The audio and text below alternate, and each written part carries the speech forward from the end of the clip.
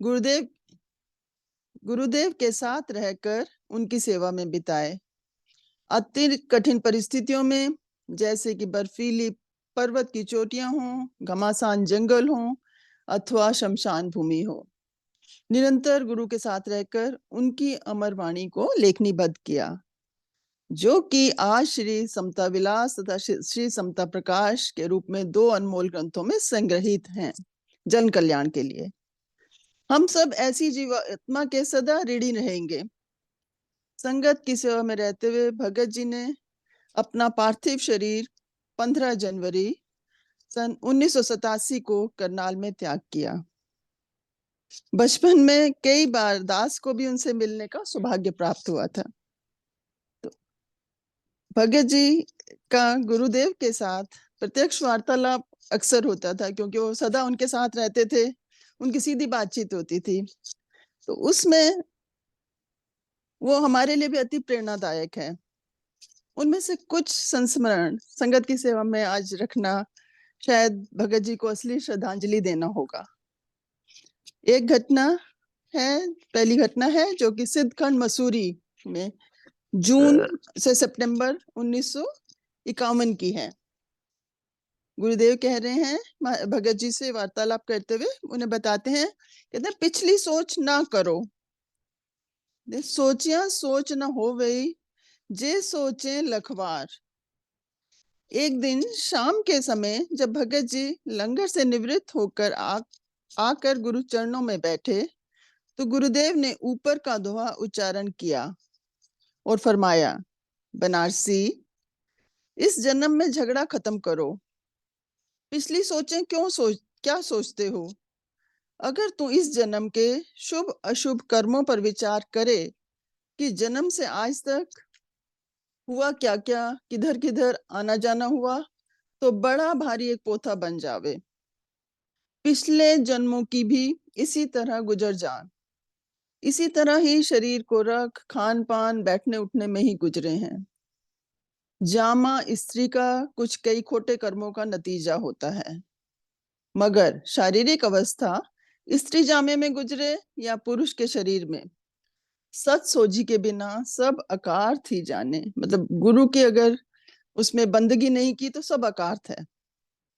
कहते हैं जब तू साधना में स्थित गहरी तरह हो जावेगा, तब अनेक जन्मों का हाल आप ही पालेगा।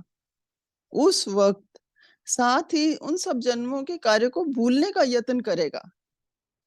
इस शारीरिक अवस्था में जो समय सेवा के बगैर गुजर गया, सारे हालात को भूल जा, इसी में तेरा कल्याण है।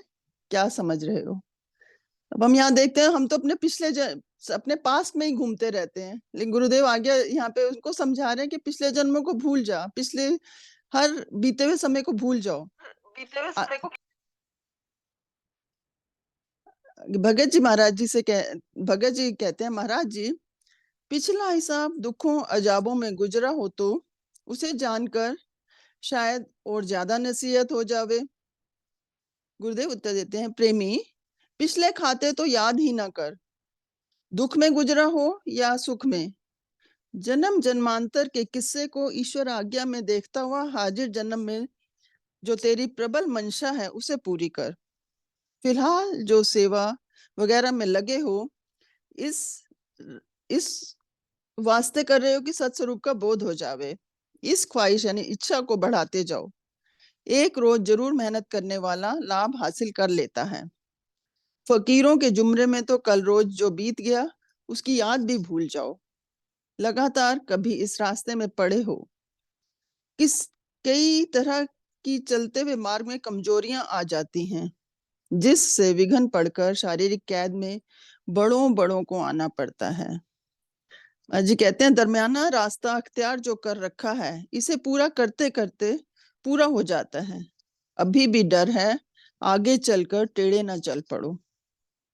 शरीरों का साथ हमेशा नहीं बना रहता, कौन पहले कौन पीछे जानते हुए भी नहीं कह सकते। लोग गुरुदेव तो अंतर्यामी है, लेकिन उनको आज्ञा नहीं है अपने ईश्वर की कि वो इस बात को खोलें कि किसका शरीर पहले जाना है किसका नहीं। बच्चों, इस वक्त को मामूली ना समझ, मेहनत मदद जरूर करती है, सामने तो गलती होने नहीं देते, बाद में ईश्वर मालिक हुआ करता है। भगत जी भावुक होकर उत्तर देते हैं, महाराज जी आप यह कभी ना फरमाएं। शरीरों का साथ हमेशा नहीं बना रहता, बाद का ईश्वर मालिक होता है। ऐसे दास के सिर पर से हाथ उठा लेंगे तो फिर हम यहाँ कहकर रुकते हैं। गुरुदेव आगे से कहते हैं, प्रेमी शारीरिक दशा ऐसा दिखला रही है, चल जाए तो चल जाए, लंबा अरसा क्या छोटा अरसा हो गया, वह जो समझे हो उसमें गर्क होने की कोशिश करो। जिस जिसने इस साधन में निष्काम भाव को रखते हुए समय दिया, उस आनंद रूप में लीन हो गए। इतना फरमाकर एकदम गुरुदेव उठे और भगत जी के सिर पर हाथ लगाकर फरमाया, जाओ काम करो। आप नीचे की तरफ उतर गए। भगत जी कहते हैं कि गुरुदेव का हाथ लगाना क्या था, सारे शरीर में जैसे बिजली की लहर दौड़ जाती है, ऐसे ही धीरज संतोष की लहर बहने लगी। यह है गुरु की कृपा। एक दूसरी घटना है, मई से जून 1950 में गुरुदेव श्रीनगर निषाद बाग के निकट बरैन गांव में एकांत निवास कर रहे थे। तो भगत जी तो हमेशा उनके साथ रहते थे। तो उसका एक घटना है शाही चश्मा, जिसका शीर्षक है, कहते हैं बरेन से तकरीबन 2 मील की दूरी पर कश्मीर का मशहूर शाही चश्मा था, जिसको देखने लोग दूर दूर से आया करते थे। कुछ दिनों से भगत जी के मन में उसको देखने का ख्याल आ रहा था, मगर बिना इजाजत के कैसे जा सकते थे। 18-19 जून 1950 प्रातः दूध पीने के थोड़ी देर बाद भगत जी से गुरुदेव ने फरमाया। गुरुदेव कहते हैं, प्रेमी आज प्यास लगी है, तूने कभी इनको शाही चश्मे का पानी नहीं पिलाया। यहाँ में हम याद करना होगा कि गुरुदेव पानी बहुत कम पीते थे, कभी साल में एक आधा घूंट। लेकिन वो अंतर्यामी है, उनको अंदर से पता चल रहा है कि भगत जी की मन की इच्छा है कि शाही चश्मे को देखा जाए, तो इसलिए उन्हें कहते हैं आज प्यास लगी है, तूने कभी इनको शाही चश्मे का पानी नहीं पिलाया। भगत जी आगे से कहते हैं, महाराज जी शाही चश्मा कोई ज्यादा दूर तो नहीं है, अभी वहां का ठंडा पानी ले आता हूँ। आने जाने में लगभग 2 घंटे लग गए। पानी लाकर सेवा में रखा। गुरुदेव बोलते हैं, प्रेमी अब प्यास ही नहीं रही, फिर भी गड़वी अर्थात लोटे को थोड़ा सा मुंह लगा लिया। फरमाया, प्रेमी तेरी सेवा कबूल हो गई है, इन्होंने पानी थोड़ा पीना था, तेरे से कहा था चश्मा देखावे। यह केवल भगत जी की आंतरिक भावना को पूर्ण करने का आदेश था। ऐसे थे गुरुदेव और भगत जी का संबंध। अब आगे कुछ प्रश्न है, यह संसार क्या है। कहते हैं, कभी कभी दिन में भगत जी को थोड़ी देर के लिए सोने का समय मिल जाता था। एक दिन भगत जी जब सोकर उठे और चरणों में आकर बैठे तो गुरुदेव ने वार्ता आरंभ करते हुए फरमाया। गुरुदेव कहते हैं, प्रेमी कहो संसार क्या है। भगत जी कहते हैं, महाराज जी अपना शरीर संसार का रूप है। गुरुदेव कहते हैं, प्रेमी इस सारे संसार की कितनी उम्र है, क्या होगी। भगत जी उत्तर देते हैं, महाराज जी करीबन 32 साल होगी। गुरुदेव हैं, प्रेमी आज से 32 साल पहले तुम कहाँ थे। भगत जी बोलते हैं, महाराज जी कुछ पता नहीं। गुरुदेव, प्रेमी तो 50 साल बाद कहाँ होगा। भगत जी, महाराज जी कुछ कह नहीं सकते। गुरुदेव, प्रेमी जिस दरमियानी अवस्था में तुम चल रहे हो, खा पी हंस रहे हो, मतलब जो कुछ भी कर रहे हो, इससे तुमको क्या हासिल हो रहा है। भगत जी उत्तर देते हैं, महाराज जी इन शारीरिक कर्मों को करते करते सिर्फ समय ही निकल रहा है, बाकी मानसिक शांति इनके द्वारा मिलती नहीं। एक त्रिखा तृष्णा इन रसों को ग्रहण करने के वास्ते पदार्थों की तरफ ले जाती है। किसी समय दुख, किसी समय सुख मिल जाता है। गुरुदेव, प्रेमी तुमने कोई संसार में सुख असली मायनों में देखा है। भगत जी कहते हैं, महाराज जी असली मायनों में तो शांति से आपके दर्शन हो रहे हैं। यहाँ कोई ईश्वर परायण सज्जन चल रहे हैं, उनके अंदर कुछ ठंडक प्रतीत होती है। गुरुदेव कहते हैं, प्रेमी तुम अपने चित्त की हालत बताओ।